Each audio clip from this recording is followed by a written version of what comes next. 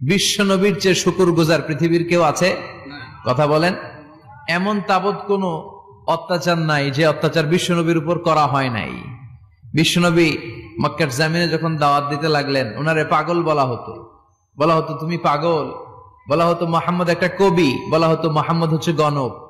বিশ্বনবী যখন রুকু দিতেন, সিজদায় চলে যেতেন, উটের পচা নারী ভুরি এনে বিশ্বনবীর কাঁধে ফেলে রাখা হতো। বিশ্বনবীর গলার মধ্যে রশি ধরে টান দেয়া হতো। কয়েকবার বিশ্বনবীর এই ঘাড়ের এই চামড়া ছিঁড়ে গিয়েছে, একবার চাদর টান দেওয়ার কারণে, আরেকবার রশি টান দেওয়ার কারণে। বিশ্বনবী কিছুই বলেন নাই, ক্ষমা করে দিয়েছেন। যেই মক্কার শত্রুরা বিশ্বনবীকে মক্কা থেকে বিতাড়িত করেছেন, এবং যেই রাতে উনি হিজরত করলেন, মাইগ্রেট করলেন, উনি কেঁদে কেঁদে বারবার মক্কার দিকে ফিরে তাকায়, আবার যায়, আবার ফিরে তাকায়, মাতৃভূমির মায়া ছাড়তে পারছেন না। আর বলছিলেন, মক্কা তো আহাব্বুল বিলাদ ইলাইয়া, মক্কা আমার কাছে সবচেয়ে প্রিয় শহর।